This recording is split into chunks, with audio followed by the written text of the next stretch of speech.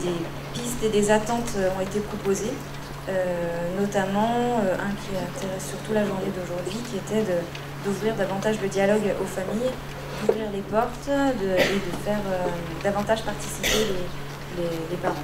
En mai 2017, on a diffusé un questionnaire de satisfaction, un questionnaire d'évaluation unique à l'ensemble de l'association. 86 familles ont répondu, c'est-à-dire 30,5% de la totalité. Globalement, elles sont satisfaites à 90% des prestations des établissements et services et se sentent actrices du projet à 85%. L'organisation et le fonctionnement des structures qui sont jugées complexes et parfois rigides et lourdes. Il y a trop de documents donnés trop de cycles compliqués. Trop de cycles et surtout trop de documents qui sont donnés à la mission. Parfois, certaines familles ont soulevé le manque ou le retard d'informations qui leur sont donnés. Les parents aussi ont exprimé leur besoin d'être formés pour apprendre eux aussi et ils souhaiteraient avoir plus souvent des retours des moments passés avec les enfants.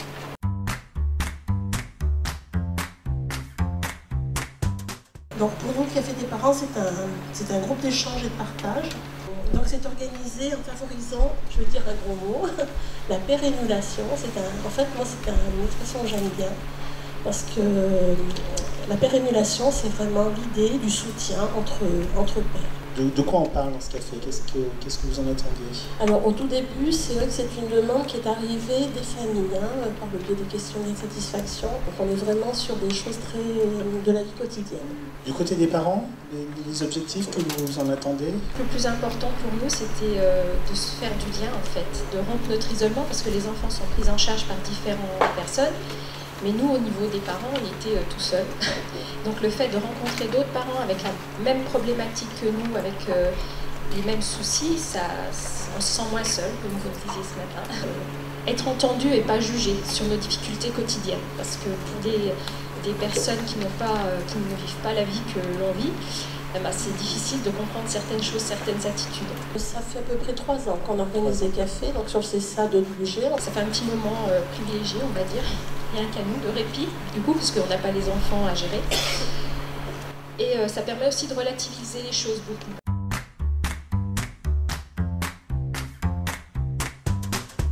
Dans le cahier des charges pour l'ouverture des unités d'enseignement maternel, la formation parents professionnels est obligatoire. Il faut, le premier module de formation initiale, associer les familles.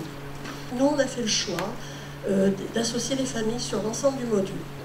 Alors concrètement, la formation elle a été réalisée au sein de l'école maternelle. En tout premier lieu, c'est vraiment une cohésion qui s'est faite entre les parents eux-mêmes. Ce qui était important aussi, c'était de pouvoir reconnaître chez les parents leurs compétences. Ils ont vraiment une connaissance de l'enfant et on ne peut pas faire sans eux. C'est impossible.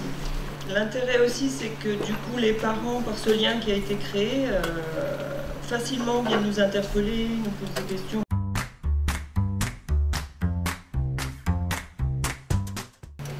Comment on peut matérialiser l'accompagnement aux parents dans une MEX, alors que paradoxalement, dans un dispositif de protection de l'enfance, on protège l'enfant et éventuellement de ses parents. Notre travail, c'est que en fin de prise en charge, le jeune puisse rentrer dans de bonnes conditions dans sa famille. Voilà. Et puis on va aussi travailler avec les familles sur la sortie et s'il le faut, mettre en place le service Safran pour accompagner le retour en famille. Et les parents sont des bénéficiaires partenaires. C'est-à-dire qu'effectivement, ils font partie prenante de l'accompagnement. Les parents sont spécialistes de leur enfant. Nous allons signer une convention de partenariat avec Frago-Rhône-Alpes pour mettre à disposition des personnels et que ces personnels soient formés pour justement accompagner ce programme qui s'appelle Ces années incroyables. Un programme effectivement d'entraînement aux habiletés parentales pour gérer des enfants difficiles ou des enfants avec des troubles du comportement dans une tranche précise de 5 à 10 ans. D'abord améliorer la relation parent-enfant, voilà, consolider donc les habiletés parentales et puis aider les parents à développer eux-mêmes un réseau de soutien.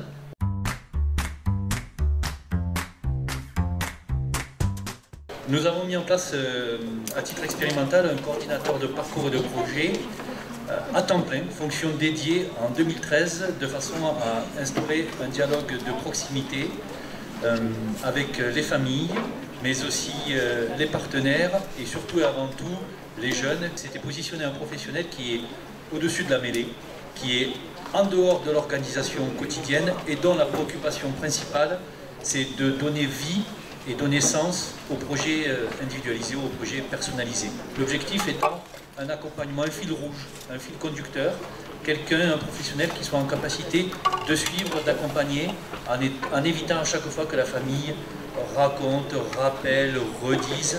Je posais la question de, finalement, les parents pouvaient contacter des éducateurs référents en établissement. L'idée, c'est que le parent puisse être en relation directe avec chacun des référents. Et le coordinateur, lui, il a une vision plus globale, transversale, même extra-établissement.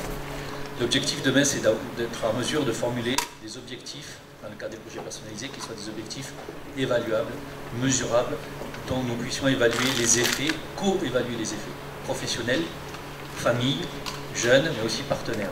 L'importance des coordonnateurs, chez nous ce sont des coordonnatrices de projets de parcours, qui sont des relais très précieux des familles. Il faut qu'elles soient, bien que payées par l'institution, soient un petit peu en dehors de l'institution.